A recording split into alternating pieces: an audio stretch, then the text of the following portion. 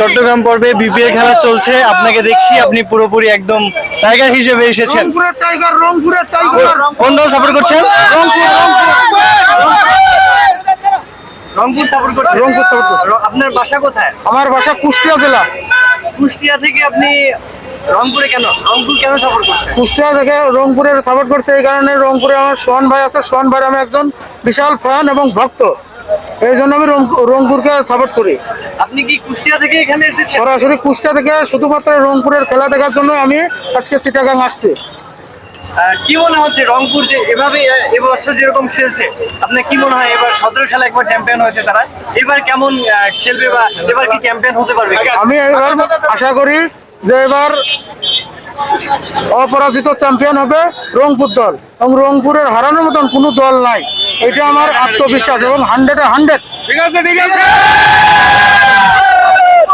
কিন্তু স্বাগতিক চিটাগাংয়ের খেলা রংপুরের সাথে, চিটাগাং কিন্তু রিসেন্টলি 4 ম্যাচ পরপর জিতেছে, রংপুরও কিন্তু আপনার 7 ম্যাচ টানা জিতেছে। আজকে ম্যাচটা কি মনে হয়, কম্পিটিশন কেমন হবে? কম্পিটিশন হাড্ডাহাড্ডি লড়া হবে, কিন্তু ম্যাচ শেষে রংপুরই জয়লাভ করে। এটা কোনো মিস নাই, একদম রংপুরই জিতবে।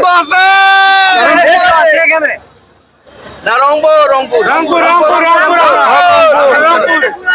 আপনার নাম কি? আমার নাম দীপু। আপনার জেলা কিন্তু খুলনা। খুলনা, হ্যাঁ বিভাগ খুলনা, কিন্তু খুলনা কেন সাপোর্ট করছেন? খুলনা করি না, আমি তো সোহানের ভক্ত, এই কারণে আমি খুলনাকে সাপোর্ট করি না। যতই আমার বিভাগ হোক, আমি শুধুমাত্র সোহানের কারণে আমি রংপুর বিভাগকে বেছে নিচ্ছি। এবারে বিপিএল আসলে কেমন লাগছে ওভারঅল সবকিছু মিলিয়ে? ভালোই, বিপিএল বরাবর আছে, এবারও ভালোই আছে, খেলার এটাও ভালো আছে, কোনো সমস্যা নেই।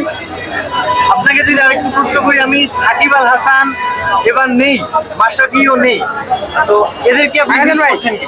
এদেরকে যে মিস করছে এটা তো ভাষায় মানে বলা যাবে না যে কতটুকু মিস, এবং আমাদের বাংলাদেশের ক্রিকেট থেকে এরা যে হারিয়ে যাচ্ছে, এতে বাংলাদেশের ক্রিকেটেও অনেক বিপর্যয় সামনে দেখা যাবে।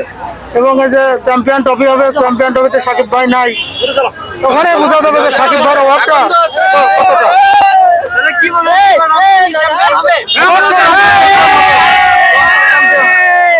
রংপুরকে হারানোর মতো কোনো দল নেই।